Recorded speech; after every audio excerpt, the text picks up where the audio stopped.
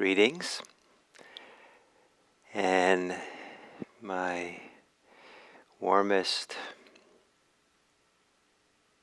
welcome to our meditation this morning. And as an introduction to the meditation and also the theme for this week, in the ancient world of India, there was the idea at some point that great realized beings, people, had some kind of omniscience, that they kind of knew everything. And it seems that the Buddha was in that kind of environment where that was an expectation of teachers. And the Buddha often kind of didn't criticize or oppose ideas. He often just redefined them for himself. So he kind of said he wasn't omniscient, but he also said that there was a particular way in which he was. That he knew something about everything. And that what he knew about everything is that nothing whatsoever is worth clinging to. So to read the quote, when someone has heard that nothing, it's a little different teaching around this. When someone has heard that nothing is worth clinging to, they directly know everything. Having directly known everything, they fully understand everything. Having fully understood everything, whatever feelings they feel, whether pleasant or painful or neither painful nor pleasant, they abide observing inconstancy in those feelings, observing fading away, observing cessation, observing relinquishment. In this way, they do not cling to anything in the world. When they do not cling, they are not agitated. When they are not agitated, they attain nibbana. So, first we can hear the teachings that nothing is worth clinging to. And then when feelings, sensations, experiences occur, if we don't cling to them, then we know that nothing is worth clinging to. And the mind becomes at ease and peaceful. And this release can happen, a deep letting go of liberation. So as we sit here today, I would encourage you to sit, meditate, not with the ideas of things, but with the ongoing flow of experience. If you have a thought, it will have a beginning and a middle and an end. A particular sentence you say to yourself, particular image you have, they come and they go. If you have a particular sensation, if you have a particular feeling, there's ways in which it surges and recedes. It arises and it passes. It appears and it disappears. And what gives it continuity is the ways in which we think about it. So settle back in your meditation seat. And rather than believing what I said, for this meditation, you might let the object of your attention, what you notice the most, is whatever it is that arises, the arising of things, especially if they arise unexpectedly, a sound, a sensation, a thought, and say, oh, there it came. And notice those things that stop, that disappear. Oh, I'm no longer thinking that. I switched topics. That sound is no longer happening. And don't go chasing and looking for that. See if your body can be relaxed. And as if your awareness is like maybe like the sandy shore of the beach. And experience is like the waves that wash up and down, come and go through experience. So that nothing whatsoever is clung to. So taking a meditation posture, and perhaps gently, lovingly closing your eyes, and perhaps gently and lovingly let your attention roam around your body to make any helpful adjustments you can make in your posture.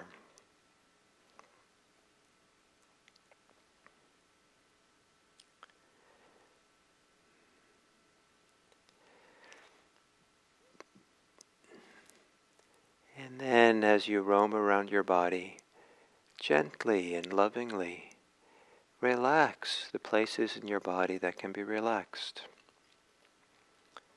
Perhaps you can relax the muscles around the face. Perhaps any holding in the eyes can soften and the eyes can rest in their sockets. If you find you're using your eyes a lot, even with the eyes closed, you might imagine that your eyes are looking backwards and downwards, so not reaching out, resting lovingly and gently, relaxing the shoulders.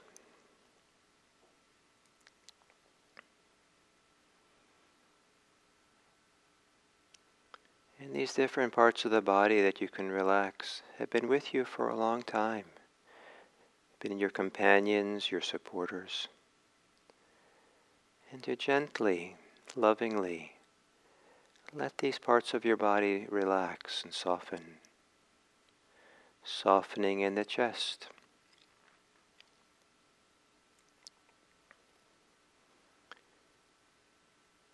Relaxing in the belly.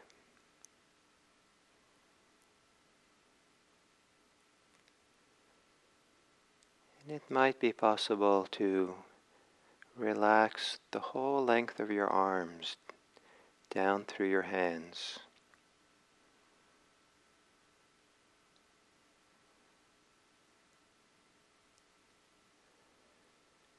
It might be possible to relax the whole length of your legs down to your feet.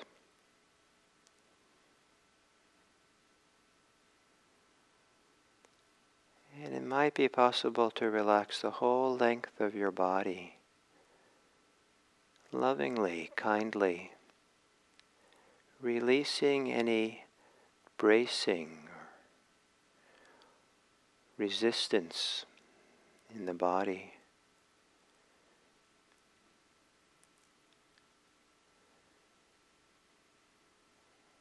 And then also to bring a gentle and loving attention to your mind, to your brain,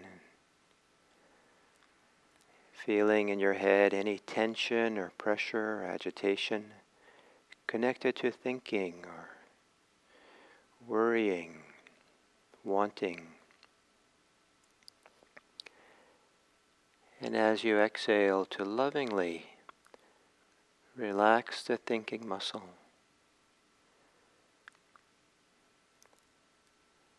As you exhale, imagine that the mind can just relax backwards as if settling back into a soft mattress and pillow and being supported. The mind can be relaxed and soft.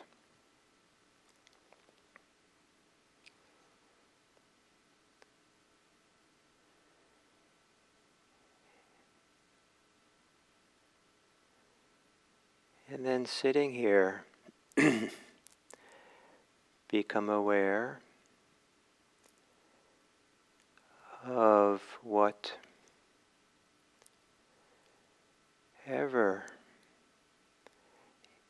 suddenly appears. Especially if you can notice what sensations or sounds or feelings, thoughts appear effortlessly. No work on your part.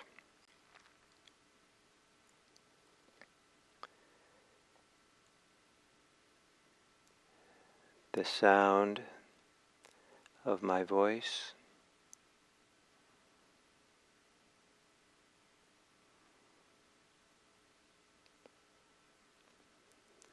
the sound of individual words. They come and they disappear.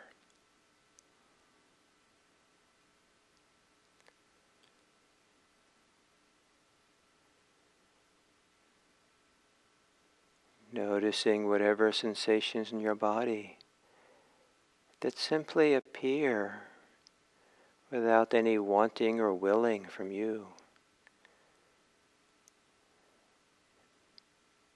Notice the effortless ways in which some sensations just appear.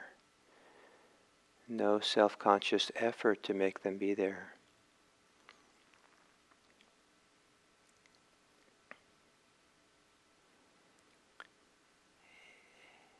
And notice how some things also effortlessly disappear. They're no longer there.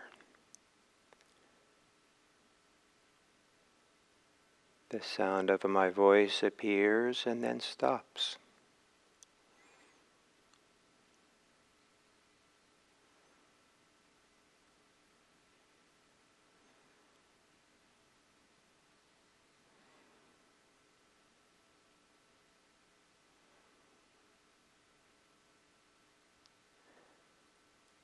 You might be thinking about something and then I speak and that thinking of yours stop. Maybe especially if I remind you that nothing whatsoever is worth clinging to. And often this stickiness that's needed for us to cling and to interrupt the rising and passing of things is our involvement with thoughts and ideas. See if you can relax into your breathing and notice that in and of itself, the body breathing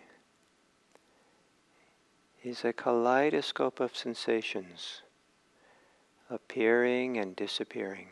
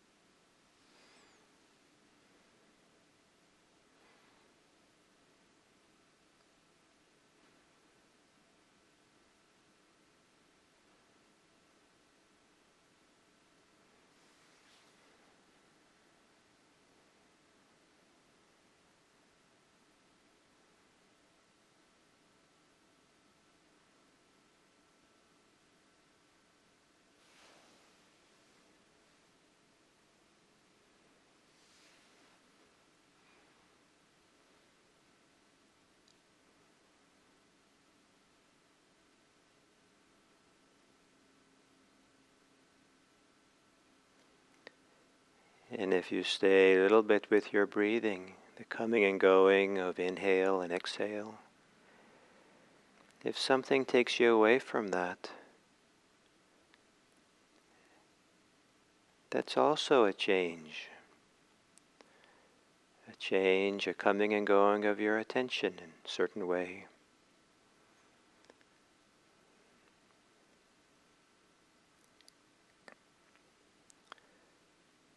Settle back and allow the flow, the river of experience to wash through you. In a certain way, everything that's actually happening in the present moment is something that's coming and going, arising and passing.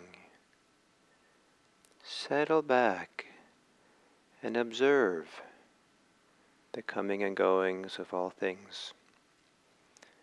Don't worry if something doesn't come and go. Just watch what is coming and going. Like you're watching the flow of the river from the riverbank.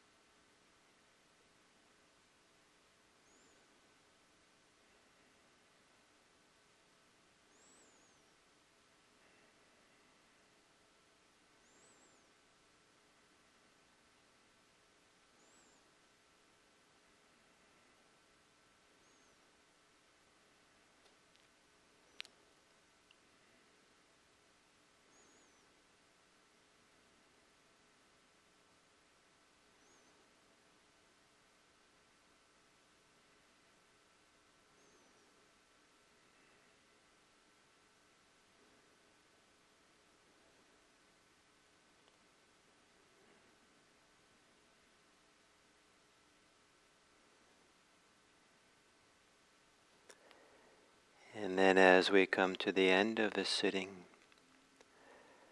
I'd like to suggest that in and of itself, love, kindness, care is a part of the flow, river of our experience. As soon as we cling to love or care or kindness, as soon as we hold it fixed, it's no longer love or care.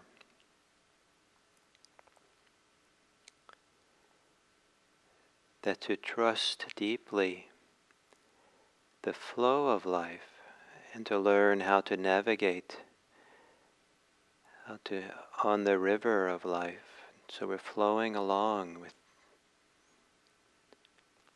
is what allows the deepest kinds of love and care to exist in us. It takes a lot of trust to settle back, relax, open.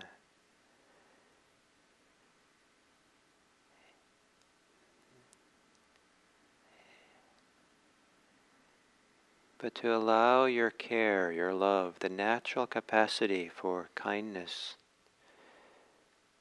to flow out of your open experience, to flow out of your willingness to not resist or hold on to anything, a tenderness. Some people call it a vulnerability that allows our care, our empathy. And may it be that this meditation today can be an inspiration for you to take a little bit of risk today, to see if your love and care and kindness can flow from you and flow through the words you speak, the actions you do. May it be, as you learn not to cling to things,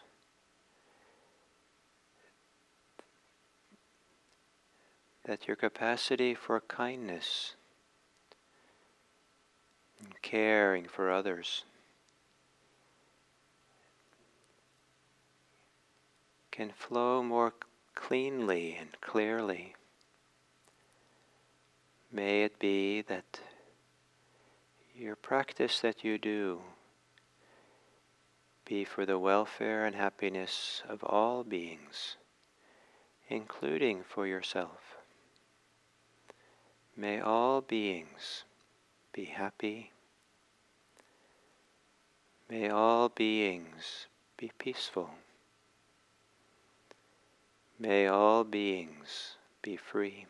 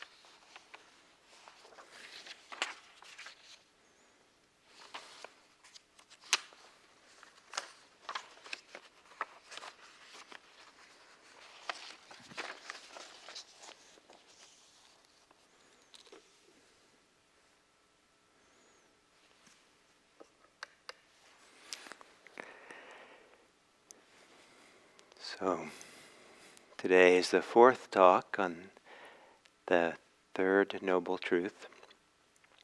And the talk is going to be really primarily, I think, about the inconstancy, The alternative translation for the word anicca, often translated into English as impermanence. But impermanence can imply just that things end. Sooner or later they'll end. But inconstancy implies more that things are not constant, but they still might have some kind of existence. They arise and they pass away. They come and they go, come and go. And so they don't quite exist in a permanent way, but they also don't not exist.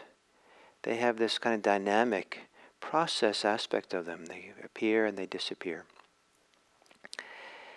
In the ancient discourses, there was a person who came to the Buddha and asked, is it possible by traveling to know or to see or to reach the end of the world, where one is not born, does not age, does not die, does not pass away, and is not reborn? So most likely this person was pointing to a transcendent state where the self, some kind of core aspect of the self, is unchanging, but is no longer, it's kind of immortal in a certain way. It doesn't come and go, doesn't die, but that's somehow really beyond the edges of the world. And you travel there, and so you can be safe from birth and death and all these things. And in answering the question, the Buddha, in his often typical way, redefines the terms. He redefines what the end of the world means. The Buddha treats this end of the world as a metaphor. And so he says that without reaching the end of the world, there is no end of suffering. So he also redefines the goal, whereas the person says, a place where there's no birth and death and all these things.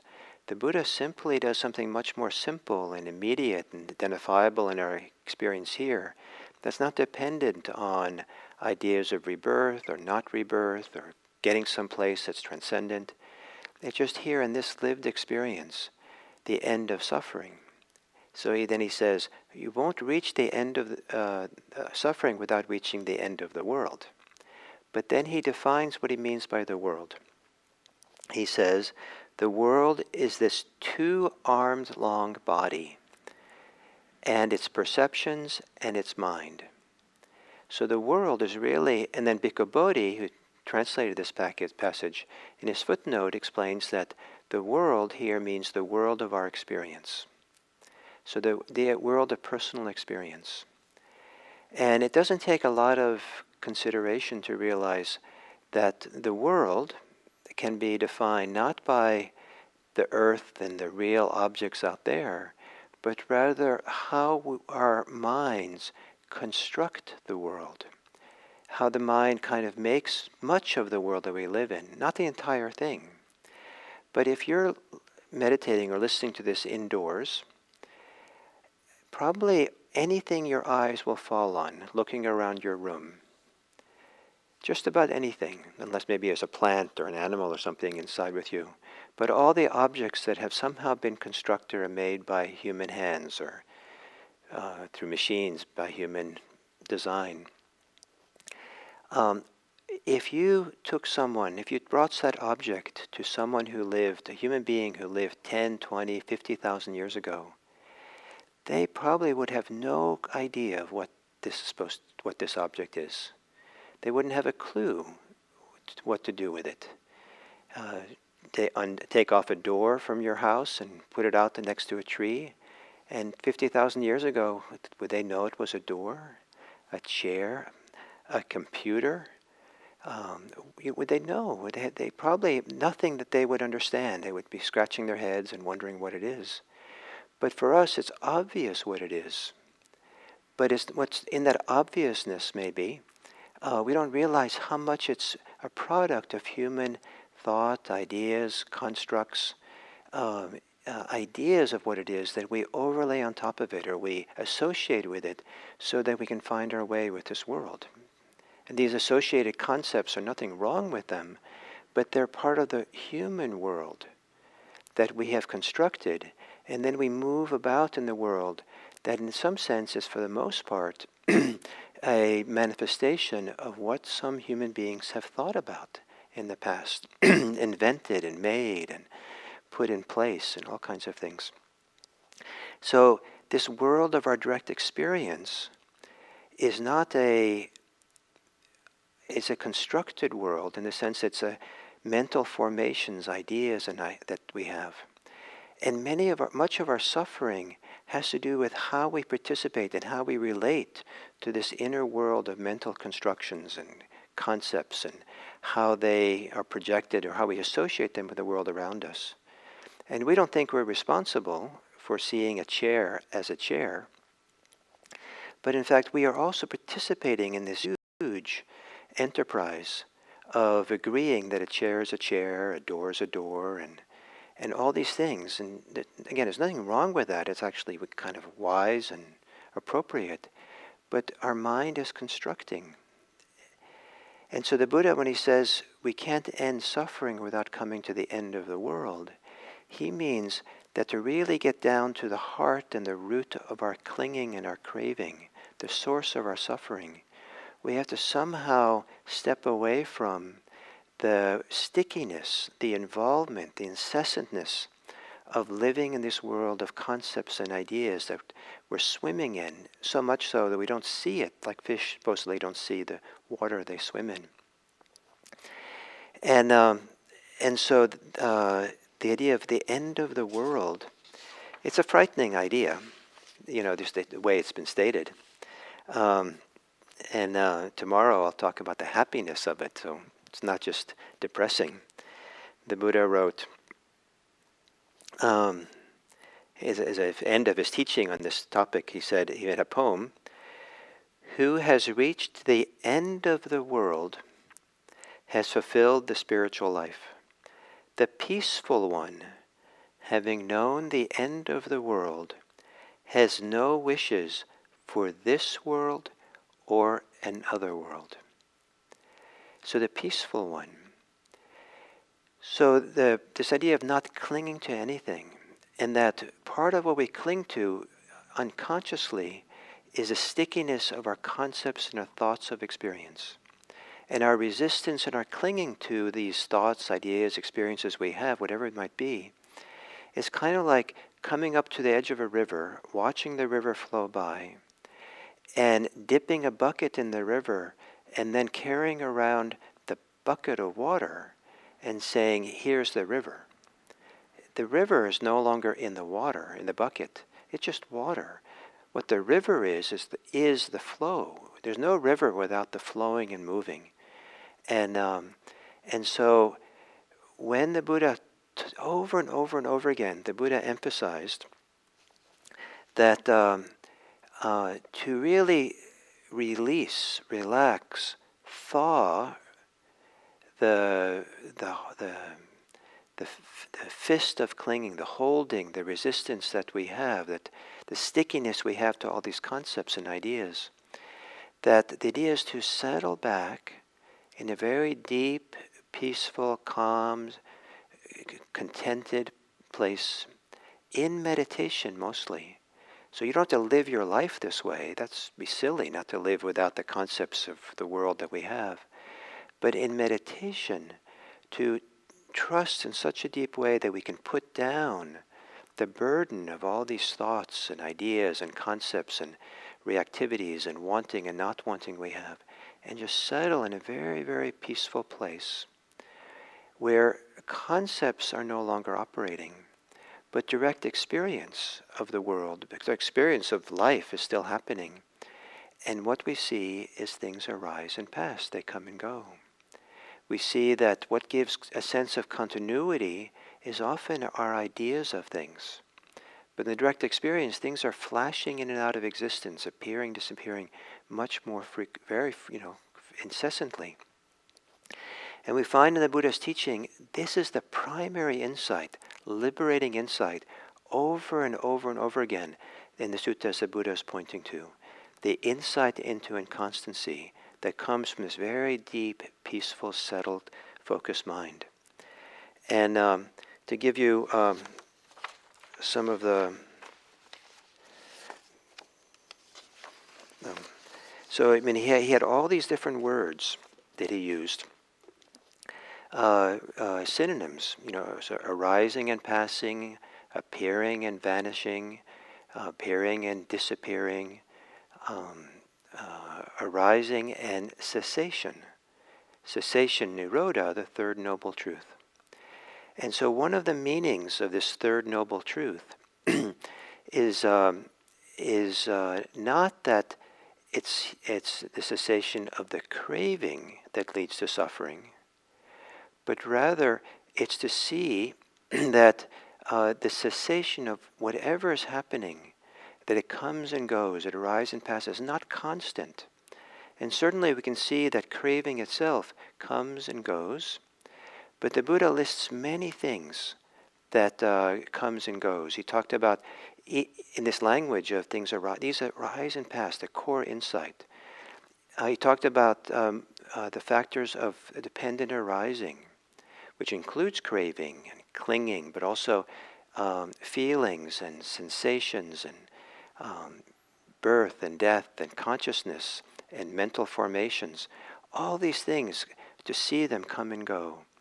He talked about the 5 aggregates coming and going, that sense perceptions comes and goes, that views come and go, and it just goes on and on. He has all these lists of things, but the way that he talks about it, again, this very common way he talks about it, is in a formulaic way that he lays out in 4 statements. And those 4 statements can be understood. This is X. We use X as a kind of a blank for fill in with this. This is X. This is the arising of X. This is the cessation of X. And this is the practice leading to the cessation of X. And so, and here, the second noble truth is the way it's formulated, understood in this way, is as a core insight that of just seeing things come and go and noticing that they're gone, they're ceased. And the phenomenal thing to see that even for a moment something is not there, and to appreciate that. Often the mind just latches onto ideas, and we flash in and out of our preoccupation with our thoughts, but it kind of feels to us it's continuous. What we're asked to do in mindfulness practice is to notice the discontinuity. So you might be thinking about something that's important, like thinking about what you're going to have for a meal, and you're hungry and you really want the meal. And it just seems to you you're thinking only about food. But then there's a sound outside, and for a moment you wonder, what was that sound? And then you're back to thinking about food. And then you notice your bladder is full. And you say, well, where's the bathroom? And all these things flash in briefly, and then you're back to thinking about food. So it's things like you're thinking about food all the time, but in fact it comes and goes. Your emotions as well. You might feel like your emotions are continuous, but in fact your attention, your awareness, probably is flitting in and out, arising and passing too, on different topics. So this is one of the key insights that the Buddha taught, and to really appreciate how profound and meaningful it is really not something to really kind of work with and live with in daily life so much. It can be very helpful in daily life, but the deepest experience of this happens in meditation, in deep concentrated meditation, where it can feel like one of the best things going. Like the mind is concentrated, peaceful and nice, and feels like you can be really in the flow of experience, the flow of arising and passing, a flow of arising and passing that's so thoroughgoing that even any idea or sense of me, myself, and mine disappears into that flow, into that arising and passing of phenomena. And the value of being in this arising and passing inconstant experience is not in and of itself. It's not like we're supposed to live there, but rather it's powerful medicine that helps us to relax the clinging, to let go, that nothing whatsoever is worth clinging to. We realize that nothing can be clung to because things are flowing and moving. It's like putting a fist into the river and you really want to take the river home, and you grab a fistful of water and the hand can't hold the water, just fades away. And after a while you realize that's not the way to hold on to water. So we can't hold on to the flow of experience. And so that we begin to relax and settle back. And in the deepest situations, the mind lets go of itself. Very deep release. That with that release, a person never is the same again.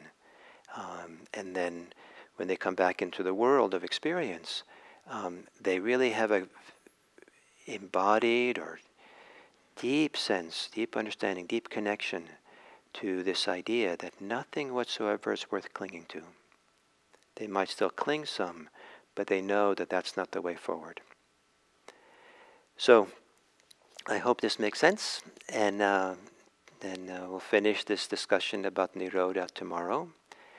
And I want to remind you that tomorrow, after we finish at 7:45, that we'll we'll switch over, for those of you who want, to a Zoom meeting to do kind of a community meeting for those of you who've been watching on YouTube for all these weeks or since today. And in order to check in and say hello, and we'll break into little small groups so you have a chance to meet other people in this YouTube community.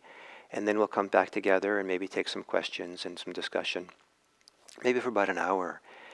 And we'll post tomorrow, both on the IMC's website, on the What's New section, the Zoom link, and then a separate entry there will be the password for getting into the Zoom room. And the password was going to be the Pali word, Buddhist word for loving kindness, the 5-letter word that begins with M. And you'll find that there. And we'll also post this information on the chat box for tomorrow so that you can also find it easily there. And hopefully it'll be pretty easy to switch over to Zoom. And if you've never had done Zoom before, you might want to upload it for free. It's very quick on your device, a Zoom account. So, thank you very much.